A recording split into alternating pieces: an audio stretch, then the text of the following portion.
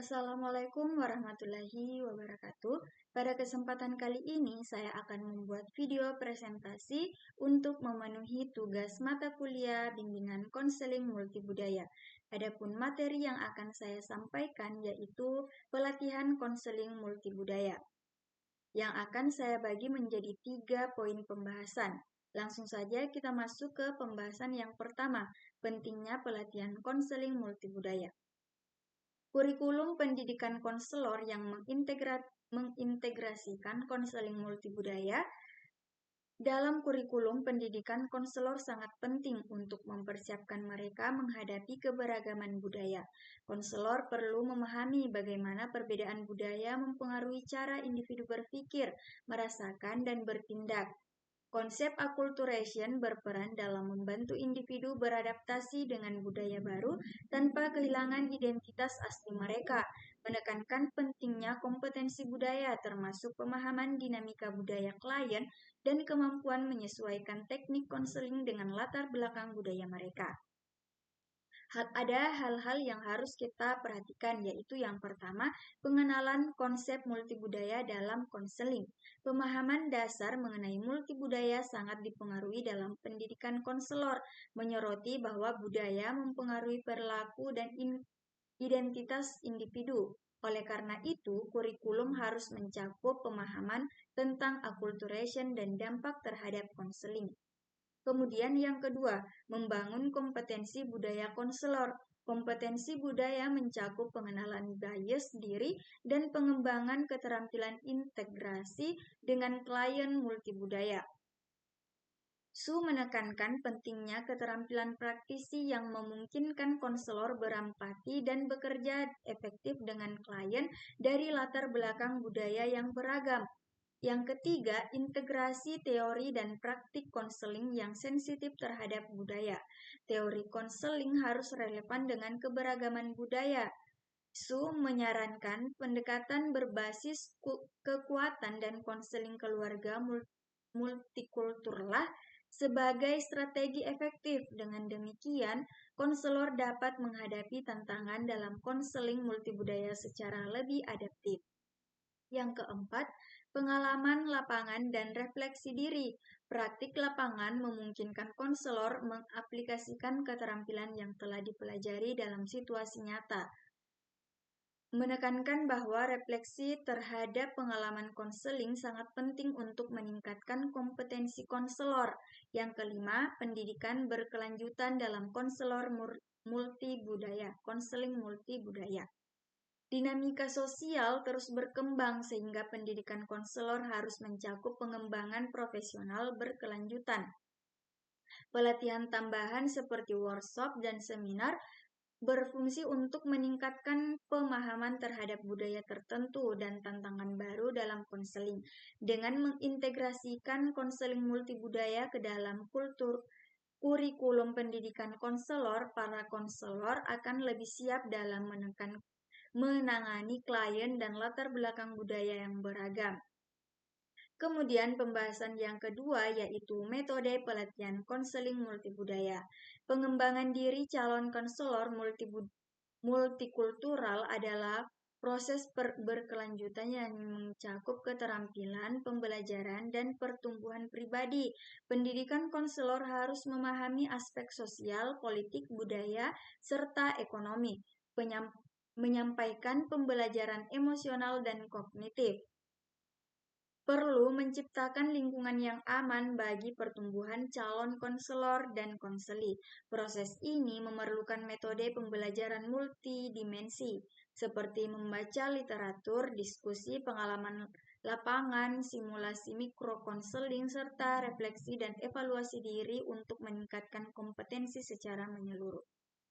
Pertama dan terpenting, pendekatan untuk membangun kompetensi kesadaran multikultural sangat penting. Konselor dengan kompetensi budaya aktif memahami asumsi tentang perilaku manusia, nilai-nilai, bias, dan keterbatasan.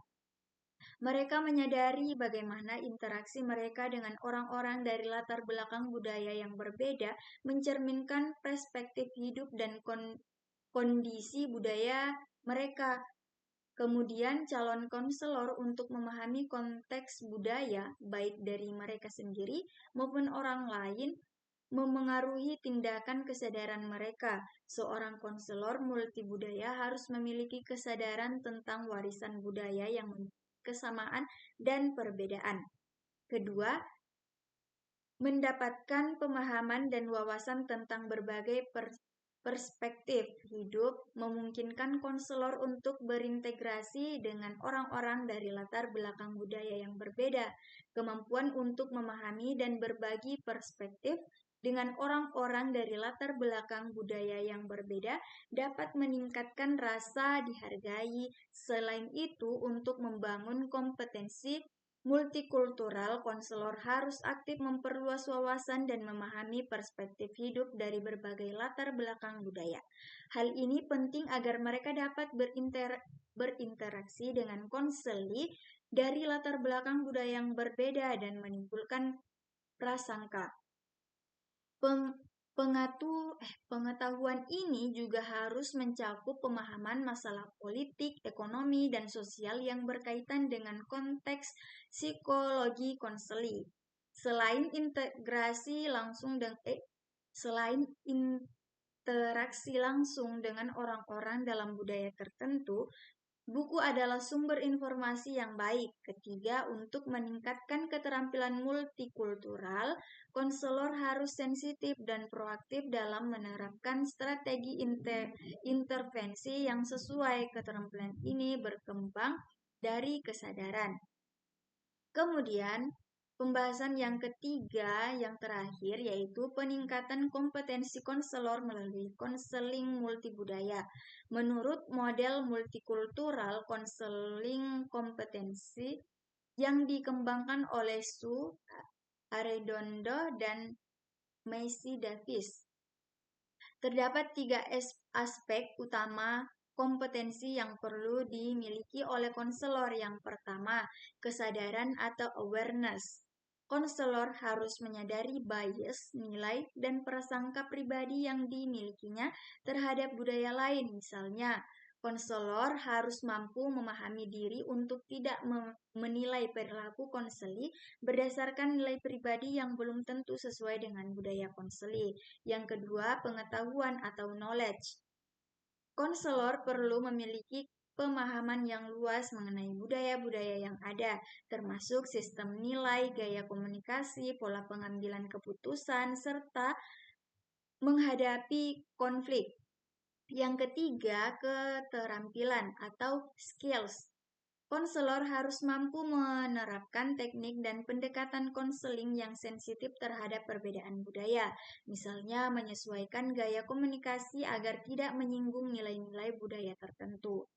Pelatihan multibudaya berperan besar dalam mengembangkan ketiga aspek kompetensi ini.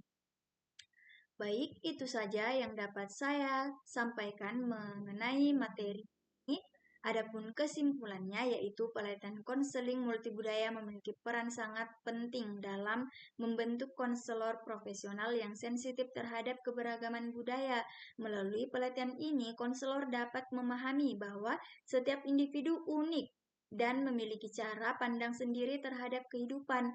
Pelatihan ini juga membantu konselor untuk meningkatkan kesadaran diri, pengetahuan lintas budaya, serta keterampilan komunikasi yang efektif dalam menghadapi konseli dari berbagai latar belakang. Dalam masyarakat yang semakin majemuk, kemampuan konselor dalam menghadapi dan menghormati keberagaman budaya bukan hanya menjadi nilai tambah, melainkan kebutuhan utama untuk memastikan latar belakang konseling yang adil, empatik, dan efektif. Sekian yang saya dapat sampaikan pada video kali ini. Saya akhiri dengan ucapan wassalamualaikum warahmatullahi wabarakatuh.